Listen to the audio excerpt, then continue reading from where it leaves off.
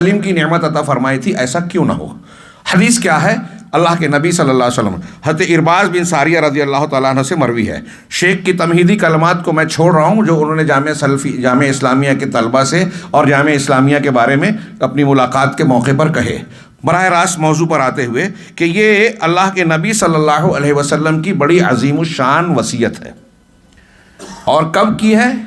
یعنی سیاق و سباق اور تفصیل یہ بتاتی ہے کہ اللہ کے نبی صلی اللہ علیہ وسلم کے آخری زمانے کی، خود حدیث کا لفظ ہی بتاتا ہے کہ ایسا محسوس ہوتا ہے اللہ کے رسول صلی اللہ علیہ وسلم کہ آپ کی یہ نصیحتیں رخصتی نصیحت ہے، کأنہا موعظۃ مودع، آگے حدیث میں موجود ہے، جس سے یہ پتہ چلتا ہے کہ یہ آپ کے آخر وقت کی وصیت ہے۔ وصیت ہاں کس کو کہتے ہیں؟ ہمارے یہاں عرف میں کہ ایک آدمی اگر یہ محسوس کرتا ہے کہ میں اس دنیا سے رخصت ہو رہا ہوں تو اپنے بعد اپنے قریبی لوگوں کو اہم باتوں کی تلقین کی جائے۔ ہاں ہم اللہ کے لیے جب وصیت کا لفظ استعمال ہوتا ہے کہ ہم نے انسان کو وصیت کی تو ترجمہ کرتے ہیں کہ تاکیدی مضبوط حکم دیا، یعنی اس میں ایک قسم کے عام حکم کے مقابلے میں کچھ شدت اور زائد چیز پائی جاتی ہے۔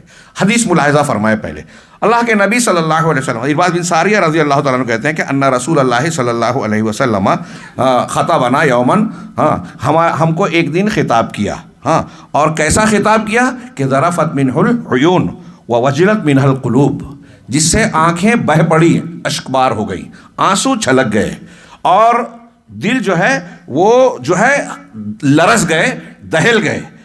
فقالوا، تو صحابہ نے کہا یا رسول اللہ کأنہا موعظۃ مودع، آپ کی یہ نصیحتیں، یہ باتیں ایسا محسوس ہوتا ہے کہ یہ رخصتی واض و نصیحت ہے۔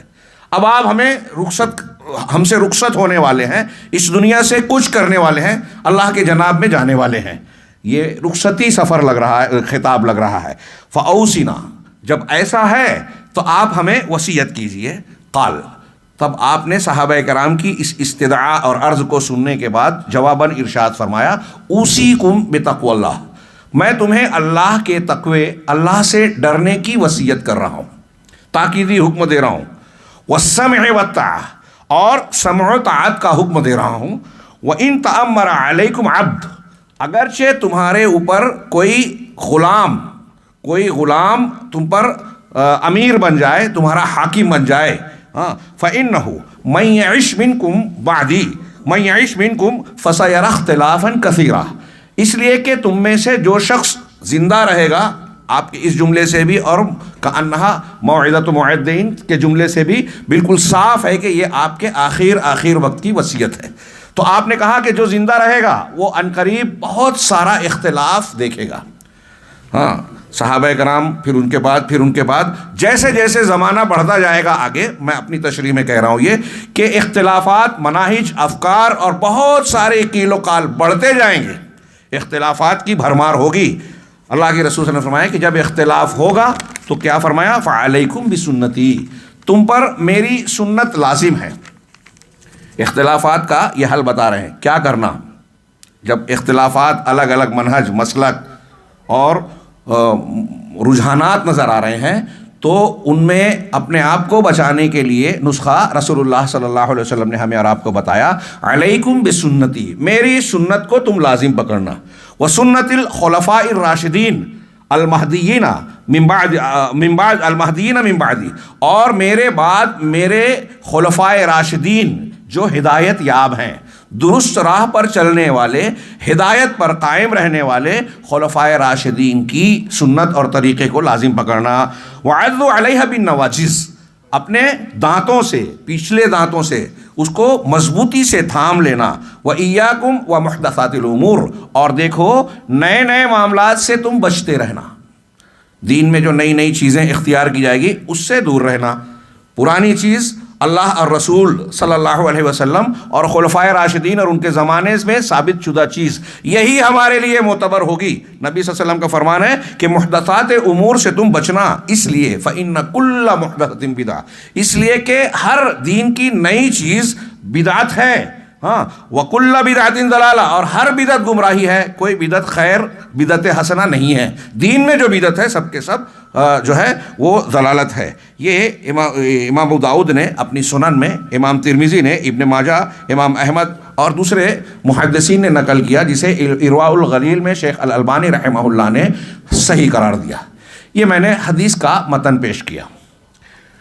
اس حدیث کے پر گفتگو کرنے سے پہلے شیخ نے کچھ تمہیدی بات اس طرف توجہ دلاتے ہوئے کہی کہ یہ حدیث انتہائی جامع کلمات پر مشتمل ہے اور انتہائی اہم وصیت پر مشتمل ہے۔ وصیت کرنے والی شخصیت کون ہے؟ سید الخلق، سید المرسلین، جناب محمد رسول اللہ صلی اللہ علیہ وسلم۔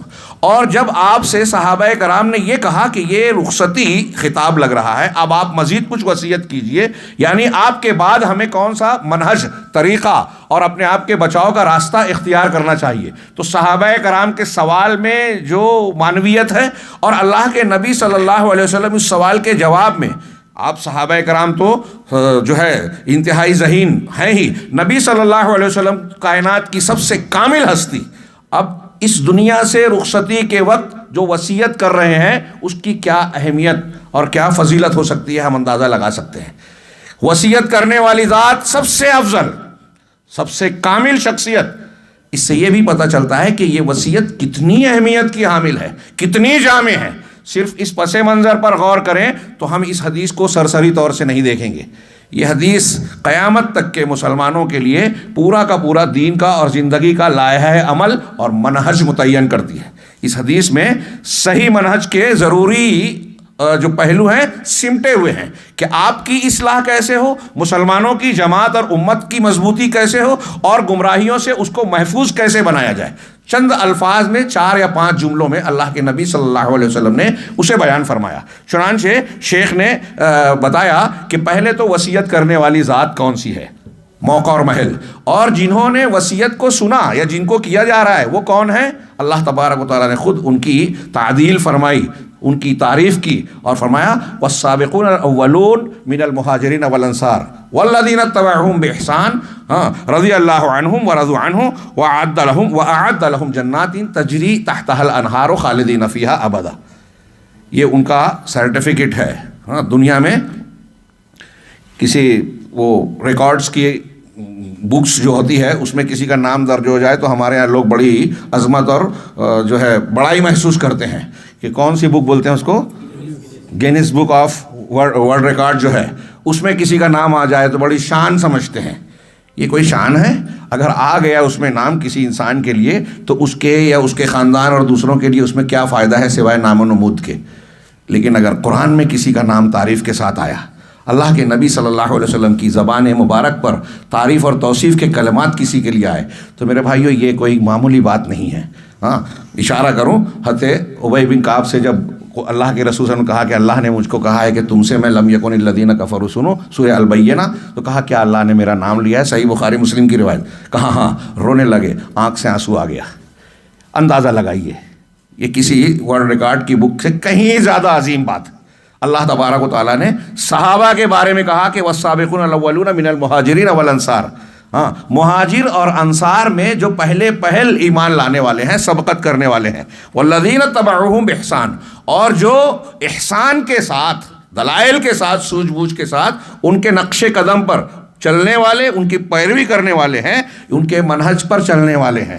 رضی اللہ عنہم ورضوا عنہ، اللہ ان سے راضی ہوا، وہ اللہ سے راضی ہوئے۔ اللہ ان سے راضی ہوا سمجھ میں آتا ہے، وہ اللہ سے راضی ہوئے۔ رضیت باللہ ربًا کی روشنی میں آپ اس کے معنی کو دیکھیں کہ وہ اللہ سے راضی ہونے کا مطلب یہ کہ اللہ تبارک و تعالیٰ کی ذات، شخصیت، شریعت، دین اور اس کے جو بھی احکامات ہیں ان سب کو بلا چوں چرا بطیب خاطر دل کی خوشی سے قبول کیا۔ اس میں چوں چرا نہیں، اس میں شک شبہ نہیں، اس میں کوئی اعتراض نہیں۔ اگر جان بھی، گردن بھی کٹ رہی ہے، مال کو خرچ کرنا پڑ رہا ہے، قیمتی اوقات کو لگانا پڑ رہا ہے، سرد موسم میں انتہائی ٹھنڈے پانی سے غسل اور وضو کرنا پڑ رہا ہے، تو خوش ہے، اللہ سے راضی ہے۔